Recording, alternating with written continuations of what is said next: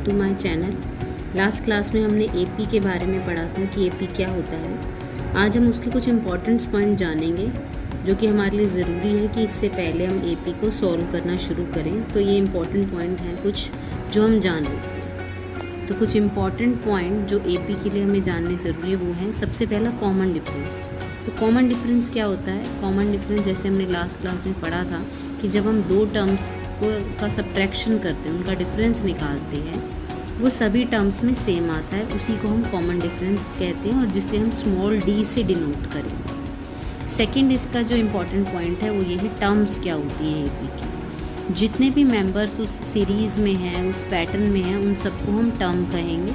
First term is A1, then A2, A3 and so on. तो general formula अगर हम देखें, जनरल फॉर्म जो एपी की बन रही है, तो फर्स्ट टर्म को हम ए से डिनोट करते हैं। सेकंड टर्म हुआ जब हम उस टर्म में हम उस कॉमन डिफरेंस को ऐड कर देंगे तो हमारे पास सेकंड टर्म आ जाएगी। सेकंड टर्म में जब हम एक बार और कॉमन डिफरेंस ऐड कर देंगे तो हमारे पास थर्ड टर्म आ जाएगी। थर्ड टर्म में फिर से हम एक बार कॉमन डिफरेंस ऐड कर देंगे डी को, तो हमारे पास फोर्थ टर्म आ जाएगी। इसी तरीके से हम सारे टर्म्स फाइंड आउट कर सकते हैं। लेकिन अगर हम डायरेक्टली nth टर्म कहा जाए एपी की, कोई भी एपी दे दिया जाए और उससे कहा जाए कि इसकी nth टर्म क्या होगी, n could be any number, it could be 100 term, 102 term, तो उसके लिए हम एक जनरल फार्मूला डिराइव करते हैं जो कि इसी फॉर्म से निकला है। कुछ ऐसे है, इसमें फर्स्ट टर्म को हमने माना a, सेकेंड टर्म हमारी हो रही है a प्लस में कॉमन डिफरेंस, थर्ड टर्म होगी a प्लस में ट्वाइस ऑफ कॉमन डिफरेंस, यानी फर्स्ट टर्म में ही एक डी और ऐड कर दे तो डी में डी ऐड किया तो हमारा 2d बन जाता है।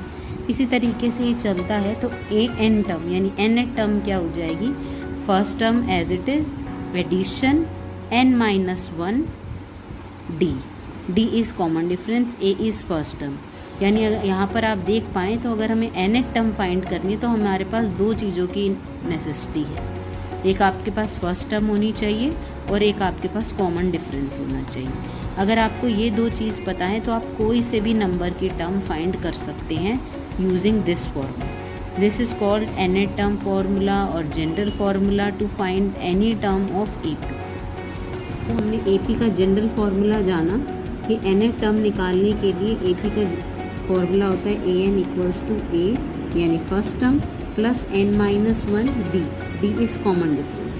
और जैसा कि हमने जाना कि nth टर्म निकालने के लिए दो चीज़ ज़रूरी है, first term and common difference.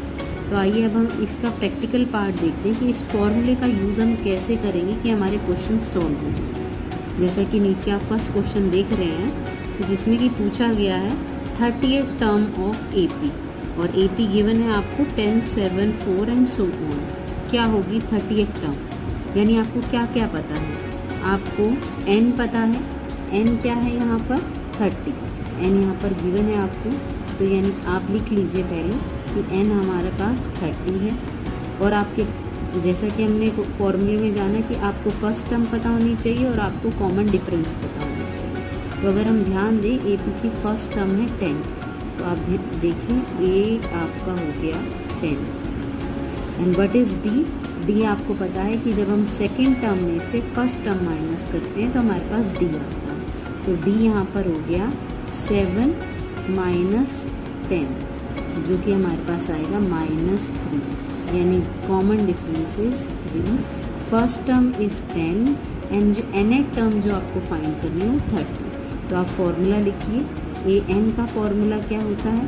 First term plus n-1 D, यानी A30th अगर आपको A30 टर्म निकालनी है तो फर्स्ट टर्म यानी 10 plus n-1 means 30 minus 1 and d is -3।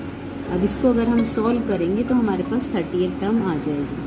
तो 30th टर्म बनती है 10, n-1 मीन्स 30 माइनस 1 इज़ 29 और 29 जैसे हमने 29 इंटू -3 किया तो नेगेटिव टर्म हमारे पास आई -87 और जब हम 10 माइनस 87 करेंगे तो आंसर होगा हमारे पास -77, यानी 30th टर्म आपकी आएगी -77।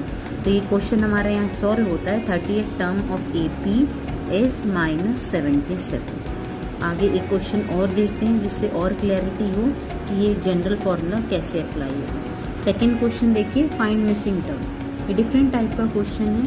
इसमें अगर आप ध्यान दें तो आपके पास फर्स्ट टर्म भी नहीं है, तो आप डी कैसे निकालेंगे, और आपको एन पता है बस, क्योंकि ये यहाँ के लिए 1n है, यहाँ पे 2 है, और ये थर्ड टर्म है तो यहाँ n3 हो जाता है, ये फोर्थ टर्म है तो यहाँ n4 हो जाता है। तो आइए पता करते हैं कि किस तरीके से हम इस टाइप के क्वेश्चंस को सॉल्व करेंगे। तो आपको पता है फर्स्ट टर्म a1 आपकी a होती है, वो हमें यहाँ पता नहीं है, तो लेकिन आपको a2 पता है। a2 यानी सेकेंड टर्म, उसके लिए अगर आप जनरल फार्मूला लिखें फर्स्ट टर्म प्लस n-1 यानी 2 - 1 और d भी आपको नहीं पता, तो अभी के लिए हम d लिख लेते हैं। लेकिन आपको a2 पता है जो कि आपकी 13 है, तो यहाँ पर हम a2 की जगह 13 पुट कर देंगे, तो फॉर्मूला हो गया 13 = a + 1d को हम डायरेक्ट d लिख रहे हैं, ये आपका है। और अगर हम फोर्थ टर्म देखें, हमें फोर्थ टर्म भी पता है। सिमिलरली अगर आप फोर्थ टर्म के लिए लिखें तो a4 आपका क्या होगा, a + 3 - 1d। a4 आपको पता है 3 है, a नहीं पता आपको, 3 - 1 2 हुआ और 2d। अब आपके पास दो इक्वेशन आ गई, first equation and second equation. अगर आप इन दोनों को 2 वेरिएबल के लिए सॉल्व करते हैं तो आप a और d की वैल्यू निकाल सकते हैं। तो अगर आप ध्यान दें तो यहाँ से या तो आप सब्स्टिट्यूशन मेथड लगा लीजिए या आप एलिमिनेशन मेथड लगा लीजिए। तो अगर हम यहाँ से देखें, अगर हम a की वैल्यू निकाल के यहाँ पुट कर दें तो भी सोल्व हो जाएगा, या हम इसी के नीचे सेकंड इक्वेशन को लिख दें a + 2d और इनको सब्ट्रैक्ट कर दें। दोनों इक्वेशन को हम सब्ट्रैक्ट कर रहे हैं, तो आप ध्यान दें 13 - 3 हुआ आपका 10, a से a कट जाएगा आपका, ये वाली टर्म आपकी एलिमिनेट हो गई, और d - 2d इज़ -d, यानी यहाँ से आपको पता चला कि d आपका आएगा -10। d आपके पास आ गया। अब आप किसी भी इक्वेशन में d की वैल्यू पुट कर देंगे तो हमारे पास a आ जाएगा। फॉर एग्जांपल इस फर्स्ट इक्वेशन में अगर मैं d की वैल्यू पुट करूँ तो a हमारे पास आएगा 13 = a -10 इधर जाके +10, यानी a आपके पास हो गया 13 + 10 विच इज़ 23। अब आपके पास दोनों डिजिट आ गई, वही जो हमें चाहिए था कि अगर हमें an का फॉर्मूला लगाना है तो हमें फर्स्ट टर्म और कॉमन डिफरेंस पता होना चाहिए। तो अब आप यहाँ से फर्स्ट टर्म आपके पास आ गई है जो कि पहला आपका फिल हो जाता है, और अगर आपको a3 निकालनी है तो फिर से आप यही फॉर्मूला लगाइए जनरल टर्म का, और उसके बाद इसमें सारी वैल्यूज़ डाल दीजिए तो आपके पास a3 भी आ जाएगी। a3 = a + 3 - 1d। तो a आपने निकाला अभी 23 + 3 - 1 2 × -10, 2 × -10 = 20, यानी 23 - 20, तो d आपका a3 आपका आ गया, यानी आपने थर्ड टर्म भी फाइंड करी। तो आपने देखा जब हमारे पास दो मिसिंग नंबर है, यानी आपको ना a पता है ना d पता है, तो जो हमें पता होता है, यानी जो हमारे पास सेकेंड टर्म और फोर्थ टर्म आपको पता है, उनका यूज़ करते हुए दो इक्वेशन बनाइए।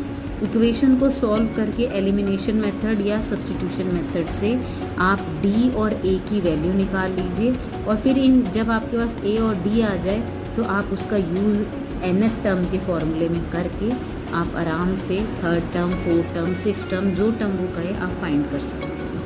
Thank you.